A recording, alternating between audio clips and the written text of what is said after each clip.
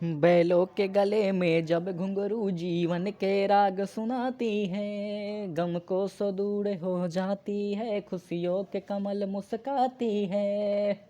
हो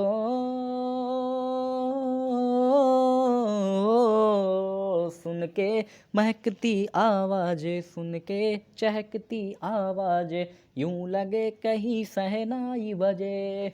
आते ही इन मस्त बहारों को दुल्हन की तरह हर खेत सजे, हो दुल्हन की तरह हर खेत सजे।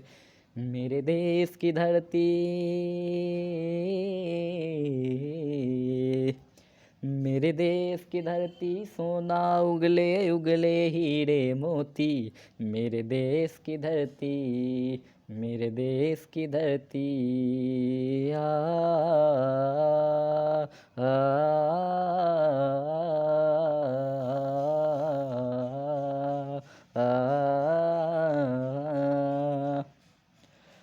नमस्कार मित्रों, मैं जीएस गुरु आप सभी का स्वागत करता हूं अपने YouTube channel star academy with GS गुरु में। बौद्ध धर्म से फिर आज हम कुछ क्वेश्चन लेकर आए हैं। हमें कुछ और क्वेश्चन बौद्ध धर्म से इम्पोर्टेंट लग रहे थे, जो क्वेश्चन आपके लिए कराएं। आज इसमें बौद्ध धर्म को क्लियर कर देंगे, फिर कल से हम लोग किसी दूसरे चैप्टर की तरफ बढ़ेंगे। तो बौद्ध धर्म से रिलेटेड कुछ और क्वेश्चन है जो आपके लिए काफ़ी महत्वपूर्ण है। आप लोग इसे अच्छे से देखें। अगर आप हमारे चैनल पर नए हैं तो अगर आपको बेनिफिशियल ये लग रहा चैनल तो आप इसे सब्सक्राइब कर सकते हैं। अगर ये पुराने हैं तो आप वीडियो को लाइक करें, शेयर करें, और अगर जो आपका फीडबैक हो कमेंट करें, क्योंकि आपका फीडबैक हमारे लिए काफ़ी महत्वपूर्ण होता है। अगर आपको वीडियो अच्छी लगती हो तो बिल्कुल कमेंट करें, या फिर अगर आपके पास कोई क्वेश्चन हो जो हमसे पूछनी हो तो आप कमेंट सेक्शन में पूछ सकते हैं। चलिए, तो बिना समय गंवाए हम स्टार्ट करते हैं अपनी इस सीरीज़ को। सबसे पहला क्वेश्चन है हमारा कि हीनयान और महायान संप्रदाय किस धर्म से संबंधित है। ठीक, हीनयान और महायान संप्रदाय किस धर्म से संबंधित है, तो इसका सीधा सीधा ऑप्शन नंबर बी हो जाएगा, बौद्ध धर्म से संबंधित है। ठीक है, ये हीनयान और महायान यह है क्या, तो आइए हम इसके तरफ लेके चलते हैं। देखिए, आज के वीडियो बनाने का मोटिव यही है कि आपको कुछ एक्स्ट्रा चीज़ें बताएं। ठीक, जैसे देखिए ये बौद्ध धर्म, ये हो गया बौद्ध धर्म। बौद्ध धर्म दो भाग में आगे चल के बटा। ठीक है, पहला कहलाया ये हीनयान, दूसरा कहलाया महायान। ठीक, ये बटा कब थी, ये बटा चौथी बौद्ध संगीति में, जो पहली शताब्दी में हुआ था। ठीक है, ये चौथी बौद्ध संगीति कनिष्क के समय में हुआ था। ठीक है, जब कनिष्क राजा था, कनिष्क था कौन, तो ये कुषाण वंश का राजा था। आया कहाँ से था, तो ये यूची कबीला मध्य एशिया के क्षेत्रों से आया था। ठीक है, अब ये जो कनिष्क था, इस कनिष्क ने बौद्ध संगीति कराया था, चौथा बौद्ध संगीति। और इसी चौथे बौद्ध संगीति में इसने क्या किया था कि हीनयान और महायान को अलग अलग भाग में बांट दिया था और खुद महायान शाखा को मानने लगा था। ठीक, ये महायान शाखा था क्या कि बौद्ध धर्म में नए नए चेंजिंग को ये मानता था। हीनयान जो था उसी बात को मानता था जो महात्मा बुद्ध अपने उपदेशों में देख गए हैं। ठीक है, जो देख गए हैं उन्हीं उपदेशों को ये मानता था हीनयान। मतलब आप कह सकते हैं कि हीनयान बौद्ध धर्म की प्राचीन शाखा है और महायान बौद्ध धर्म की आधुनिक शाखा है। ठीक है, चलिए, तो यहाँ से आपको काफ़ी समझ में आए होंगे। ये हीनयान और ये महायान, इन दोनों में कुछ डिफरेंस बताए जाते हैं कि इन दोनों में डिफरेंस क्या था। ठीक है, ये दोनों के दोनों थे क्या, इन दोनों में डिफरेंस क्या था। देखिए, तो अगर हमसे ये डिफरेंस पूछे तो सीधा सीधा हम डिफरेंस यहाँ बता सकते हैं कि ये जो हीनयान है ये पुराना था और महायान नया था। ठीक है, अब इसी में देखिए, ये हीनयान जो है, ये हीनयान कहता था कि हम समय समय पर अपने कानूनों के अंदर चेंजिंग नहीं लाएंगे, क्योंकि जो महात्मा बुद्ध बताए गए हैं वो बेस्ट है, हम उसी को लेके आगे बढ़ेंगे। लेकिन महायान कहता था कि नहीं, समय के अनुसार इंसान को परिवर्तन होना चाहिए, इंसान के अंदर परिवर्तन होना चाहिए। और महायान अपने हर एक चीज़ों में परिवर्तन करने लगा था। ठीक, जैसे देखिए, महात्मा बुद्ध मना करके गए थे कि कोई भी हमें भगवान के रूप में पूजेगा नहीं। ठीक, कोई हमें मूर्ति पूजा नहीं करेगा। ठीक, देखिए, ये बौद्ध धर्म और जैन धर्म, ये जो दोनों शाखाएँ थी, ठीक, मतलब ये दोनों के जो दोनों धर्म थे, ये हिंदू धर्म से ही टूट के बने थे। ठीक, तो हिंदू धर्म में जो जो इन लोगों को लगता था कि सारी भावनाएं गलत है, मान्यताएं गलत है, जैसे मूर्ति पूजा करना, जो भी कर्मकांड पूजा पाठ वगैरह हो गए, इन सभी बातों से इनको लगता था कि ये उचित नहीं है, ये नहीं करना चाहिए। तो इन लोगों ने इन सारी प्रथाओं को त्यागा था। लेकिन कलांतर में बाद में यही सारी प्रथाएं बौद्ध धर्म में विद्यमान होने लगी थी। जैसे महायान के लोगों ने काफ़ी सारी यहाँ पर क्रियाएं करने लगे थे। ठीक, जैसे ये मूर्ति उनकी बनाकर पूजा की जाने लगी थी। ठीक, फिर उसके बाद ये लोग भोग विलास के कार्यों में विलुप्त हो गया। ठीक, ये लोग मदिरा पान वगैरह करने लगे। तो इन सारी घटनाओं के कारण बौद्ध धर्म धीरे धीरे अपने अंत की ओर बढ़ने लगा था। ठीक है, चलिए, तो ये उम्मीद करते हैं कि यहाँ से आपको कुछ समझ में आए होंगे। चलिए नेक्स्ट स्लाइड की तरफ हम बढ़ते हैं। क्वेश्चन नंबर दूसरा हमारा क्या है, देखिए क्वेश्चन नंबर दूसरा हमारा कहता है कि ये जो बोधि वृक्ष था, मतलब जिस बोधि वृक्ष के नीचे बुद्ध को ज्ञान प्राप्त हुआ था, उसे किसने नष्ट कर दिया था। ठीक, ये एक महत्वपूर्ण क्वेश्चन बनते हैं कि वह बोधि वृक्ष, जिस बोधि वृक्ष के नीचे महात्मा बुद्ध को, ये बुद्ध को ज्ञान की प्राप्ति हुआ था, बुद्ध को ज्ञान की प्राप्ति हुआ था, इसको काटने वाला, नष्ट करने वाले व्यक्ति का क्या नाम था। ठीक, तो ये आप लोग याद रखेंगे। उस व्यक्ति का नाम था ये शशांक। ठीक, शशांक था कौन, तो ये शशांक हर्षवर्धन के समय का एक शासक था ये। ठीक है, ये शशांक नामक जो व्यक्ति था, इस व्यक्ति ने क्या किया कि ये देखिए हर्षवर्धन का झगड़ा हुआ। ठीक, उस झगड़े में ये शशांक का मित्र था, मतलब जुड़ा हुआ था। तो शशांक के मित्र को हर्षवर्धन के भाई ने मार दिया था। ठीक, जिस कारण से हर्षवर्धन ने शशांक के ये शशांक ने हर्षवर्धन के भाई को मारा। ठीक, देखिए ये समझिए, थोड़ा पेचीदा है। जैसे ये हर्षवर्धन के भाई का नाम था, ये हो गया हर्षवर्धन, इसकी एक बहन थी राजश्री, भाई था राजवर्धन। ठीक, तो ये राजश्री को ना ये शशांक का मित्र मार दिया, मारा नहीं इसको, ये राजश्री के पति को मार दिया और इसको भगा के जंगल की तरफ भेज दिया। ठीक है, तो ये जो राजवर्धन था, ये आके शशांक के मित्र को मार देता है। अब शशांक आके इस राजवर्धन को मार देता है। ठीक है, अब ये शशांक इसको मारा, साथ ही आके क्या किया, तो ये जो बोधि वृक्ष है, इस बोधि वृक्ष को कटवा दिया। बोधि वृक्ष है कहाँ, तो ये बोध गया में थे। ठीक है, इस बोधि वृक्ष को ये कटवा दिया गया। ठीक, बोधि वृक्ष काट दिया गया। अब हर्षवर्धन जो है ये जाके शशांक को मार दिया। ठीक, तो ये कुछ, ये इसको मारा, ये उसको मारा, ये आपको याद नहीं रखना है, बस आप इतना याद रखिएगा कि ये जो बोधि वृक्ष था, इसको नष्ट कौन किया था। ठीक, चलिए आइए हम अगले स्लाइड की तरफ बढ़ते हैं। सॉरी, माफ़ कीजिएगा। चलिए देखिए, ये क्वेश्चन हमारा हो चुका है। चौथा क्वेश्चन, तीसरा क्वेश्चन, बौद्ध धर्म के भारत में पतन का क्या कारण नहीं था। इनमें से आपको एक कारण चुननी है जो बौद्ध धर्म के पतन का कारण नहीं था। ठीक है, तो इसमें से कौन कौन से ऐसे कारण थे जो बौद्ध धर्म के पतन के थे। ठीक, तो देखिए इसमें से कौन सा ऐसा कारण था जो बौद्ध धर्म के पतन का कारण नहीं था। ठीक, तो ये ब्राह्मणवाद में सुधार। ठीक, ब्राह्मणवाद में सुधार, संस्कृत भाषा का बुद्धिजीवियों का प्रयोग। ठीक, और ये तीसरा हो गया राजश्री का संरक्षण।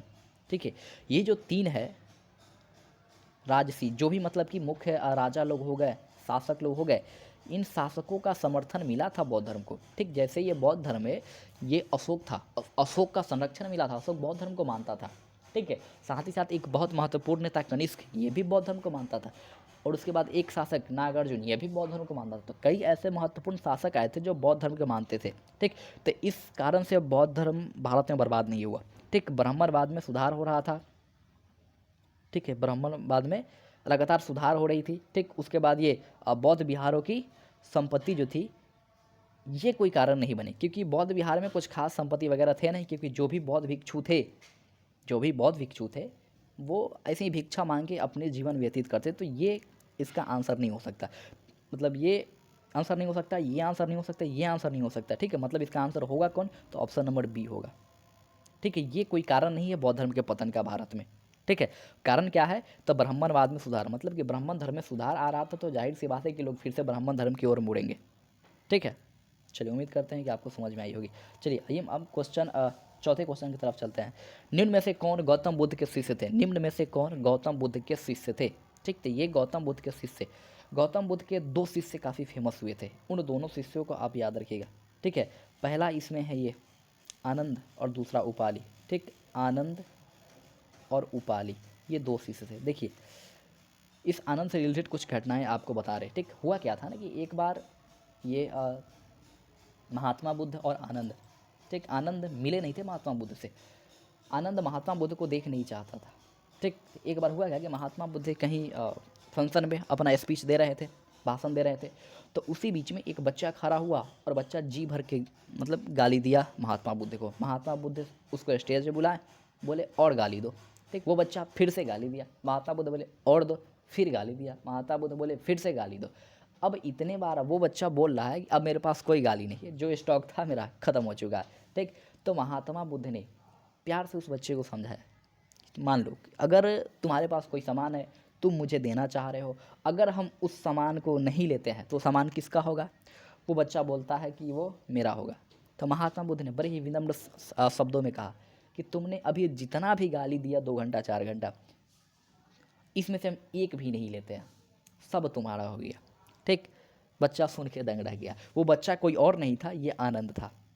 ठीक है, तो ये कुछ घटनाएं हुई थी जिस कारण से आनंद जो है ना, ये गौतम बुद्ध को मानने लगा। ठीक है, और आनंद के लिए लोकप्रिय हो गए, मतलब काफ़ी ज़्यादा प्रिय हो गए ये गौतम बुद्ध। ठीक, तो ये सबसे खास चेले के रूप में आनंद जाने जाते हैं महात्मा बुद्ध के। ठीक, और एक ये थे उपाली, ये दोनों व्यक्ति इनके खास चेलों के में गिने जाते हैं, शिष्य में गिने जाते हैं। ठीक, चलिए अब देखिए, बौद्ध धर्म में ये मान्यता था ना कि महिलाओं को सम्मिलित नहीं किया जाएगा। ठीक है, ऐसा देखिए महात्मा बुद्ध का ऐसा कहना था कि बौद्ध धर्म महिलाओं को सम्मिलित नहीं करेंगे। ठीक, बौद्ध धर्म महिला सम्मिलित कर दिए तो सब कुछ अस्त व्यस्त हो जाएगा।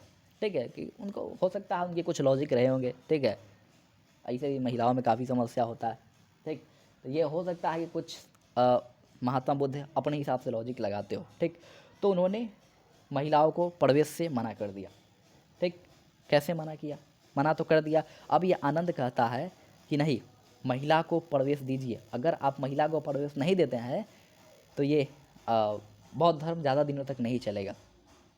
तो महात्मा बुद्ध के बार बार महात्मा बुद्ध मना किए, लेकिन फिर भी ये जो आनंद है ये महात्मा बुद्ध को प्रेरित करता रहा, और बाद में अंततः महात्मा बुद्ध ने ये अनुमति दे दी कि ठीक है, महिला प्रवेश कर सकते हो।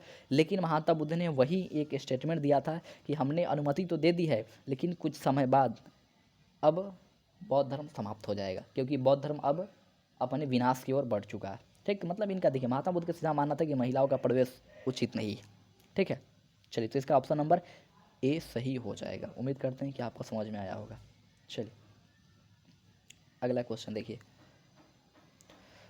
गौतम बुद्ध के समकालीन मगध सम्राट था कौन था? ठीक, देखिए गौतम बुद्ध के जीवनचर्या क्या था, तो ये 563 BC ईसा पूर्व यहाँ जन्म हुआ था, 483 ईसा पूर्व में उनकी मृत्यु हुआ था। ठीक है, ये हम कल ईस्वी बोल दिए थे पिछले वीडियो में। ठीक, चलिए, तो ये ईसा पूर्व में 563 ईसा पूर्व में जन्म हुआ था, 483 में इनकी मृत्यु हो गया था। ठीक, तो इनसे रिलेटेड कौन से शासक थे? तो इस समय ना एक राजवंश चल रहे थे उस समय मगध के, भारत में मगध पे एक राजवंशों का शासन चल रहा था। उस राजवंश का नाम था हड़यक राजवंश। ठीक, हड़यक राजवंश, यही हड़यक राजवंश है जिसका संस्थापक बिंदुसार था, और एक महत्वपूर्ण नेता के रूप में कौन जाना जाता था? तो अजातशत्रु जाना जाता है। ठीक है, सबको पता होगा कि अजातशत्रु किस समय का था, तो ये हड़यक वंश का था। तो लेकिन यहाँ अजातशत्रु था, लेकिन अगर आपसे पूछे कि गौतम बुद्ध के समकालीन कौन हो जाएगा, तो ये बिंबिसार हो जाएगा। ठीक है, क्योंकि उस समय बिंबिसार ही इनके समकालीन था। तो यहाँ से आपके option number B correct answer हो जाएंगे। ठीक है, चलिए उम्मीद करते हैं कि आपको समझ में आया हो। देखिए हमने आज यहाँ से सिर्फ कुछ क्वेश्चन ही लिए थे आपके लिए। ठीक, ये थोड़े से हमको लगा था कि ये ज़रूरी है, तो ये यहाँ से हमने ले लिया था। ठीक, अब देखिए यहाँ से दिक्कत क्या होता है ना कि ये कुछ क्वेश्चन और पूछ दिए जाते हैं, जैसे कि मान लीजिए कि ये चिन्ह क्या है। ठीक है, चिन्ह याद रखेंगे, चिन्ह पूछ दिए जाते हैं। ठीक, जैसे गर्भ में, जब गर्भ में थे महात्मा बुद्ध तो उस समय इनका चिन्ह क्या था, तो ये सब थोड़ा ध्यान से आप लोग याद रख लीजिएगा। ठीक, जब गर्भ में थे। ठीक है, गर्भ का अर्थ होता है वो जन्म से पहले उनका चिन्ह क्या था, तो ये हाथी था। ठीक है, क्या था? हाथी। जन्म से पहले हाथी चिन्ह था। वही अगर आपसे पूछा जाए कि जब जन्म हुआ तो जन्म के समय इनका चिन्ह क्या था, तो कमल था। ठीक, जन्म के समय हाथी और मतलब गर्भ में थे तो हाथी, जन्म के समय कमल। वही अगर आपसे पूछे कि जब इन्होंने गृह त्याग किया जब घर छोड़ा 29 वर्ष की उम्र में, तो इस उम्र में इनका क्या चिन्ह रखा गया, तो ये था घोड़ा।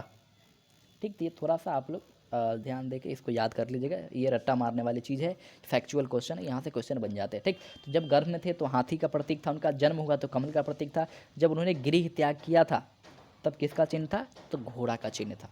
ठीक है, चलिए अब इसके बाद कुछ और चिन्ह देखिए, जैसे उन्होंने ज्ञान प्राप्त किया। ठीक है, जब ज्ञान प्राप्त करने से पहले युवा अवस्था के देखिए, जब महात्मा बुद्ध युवा अवस्था में थे, जब महात्मा बुद्ध युवा अवस्था में थे, ठीक, तो युवा अवस्था में क्या चिन्ह था, तो सांड का चिन्ह था। ठीक, ये सांड, ठीक, सांड जो था ये महात्मा बुद्ध के युवा अवस्था का चिन्ह प्रतीक माना गया। ठीक, उसके बाद ज्ञान था, जब इनको ज्ञान मिला तो ज्ञान प्राप्ति के समय क्या रहा, तो बोधि वृक्ष। ठीक है, याद कीजिए बोधि वृक्ष को किसने कटवाया था, सब बताएंगे कमेंट में कि बोधि वृक्ष को कटवाने वाले व्यक्ति का क्या नाम था। ठीक, देखिए तो ये ज्ञान प्राप्ति के समय, ज्ञान प्राप्ति के समय उनको जो प्रतीक दिया गया वो बोधि वृक्ष का दिया गया। ठीक, ये बोधि वृक्ष था कहाँ, तो गया में था, यही वो ये पीपल का एक वृक्ष था जिस वृक्ष के नीचे महात्मा बुद्ध को ज्ञान की प्राप्ति हुई थी, और इसी वृक्ष के नीचे वो अज्ञान मिला था। कहाँ, तो ये गया में, किस नदी किनारे, तो फाल्गु नदी किनारे। ठीक, चलिए अब यहाँ से अगर आपसे पूछे कि जब जब महात्मा बुद्ध ने उपदेश दिया था, ठीक, तो उस समय इनका चिन्ह क्या था, तो ये धर्म चक्र परिवर्तन। ठीक है, धर्म चक्र परिवर्तन याद रखेंगे, उनके उपदेशों का, प्रथम उपदेशों का चिन्ह था। उसके बाद समृद्धि, जब ये समृद्धि ले लिए, ठीक है, तब इनका क्या चिन्ह था, तो समृद्धि के समय शेर का चिन्ह था इनका। ठीक है, समृद्धि के समय शेर का चिन्ह था। ठीक, ये शेर। चलिए उसके बाद जब इनको ज्ञान के निर्वाण की प्राप्ति होता है, ठीक है, जब इनको निर्वाण की प्राप्ति होता है, ठीक, तो इस समय कौन सा चिन्ह था। ठीक है, देखिए निर्वाण, महापरिनिर्वाण। ठीक, ये महात्मा बुद्ध को हमने कल आपको बताए थे कि जब किसी साधारण व्यक्ति के बौद्ध धर्म में मृत्यु होगा तो उसको हम लोग क्या बोलेंगे, तो निर्वाण बोलेंगे। वहीं जब ये बौद्ध धर्म में किसी भिक्षु की मृत्यु होगा तो परिनिर्वाण कहेंगे। वही अगर बौद्ध धर्म में किसी, मतलब बौद्ध धर्म में किसी की नहीं, मतलब महात्मा बुद्ध की मृत्यु होता है तो महापरिनिर्वाण कहेंगे। तो जब उनकी मृत्यु हुआ था, महापरिनिर्वाण हुआ था, तो मृत्यु के समय कौन सा चिन्ह था, तो मृत्यु के समय याद रखेंगे उनका जो चिन्ह था वो स्तूप था। आज भी आप लोग स्तूप देखते होंगे। ठीक, काफ़ी सारे स्तूप है। ठीक, जैसे ये सांची का स्तूप, बरहूत का स्तूप, ठीक, बहुत सारे स्तूप आपको देखने को मिल जाएंगे जो काफ़ी फेमस है। ठीक, चलिए तो ये यहाँ से कुछ क्वेश्चन थे जो बौद्ध धर्म से रिलेटेड थे, जिसे मैंने इस वीडियो में क्लियर कर दिया। ठीक, इसके बाद बौद्ध धर्म के क्वेश्चन लगभग समाप्त हो जाते हैं। अब आपसे बौद्ध धर्म से कोई क्वेश्चन नहीं बनता अगर आप इतना कर लेते हैं तो। ठीक, अब इसके बाद नेक्स्ट क्लास में या तो हम ये हिस्ट्री के कोई दूसरा चैप्टर देखेंगे या फिर पॉलिटी का एक चैप्टर कोई लाएंगे। ठीक, तो आप लोग केयरफुली इसको अच्छे से देख लेंगे और याद कर लेंगे। चलिए ठीक है, चलिए आप लोग जो भी सहयोग दे रहे हैं उस सहयोग के लिए हम तहे दिल से आपके शुक्रगुजार हैं। ठीक, धन्यवाद करते हैं आपका, आपने जितना भी सहयोग दिया हमें। चलिए ठीक है, फिर हम मिलते हैं नेक्स्ट वीडियो में। जय हिंद, जय भारत, वंदे मातरम।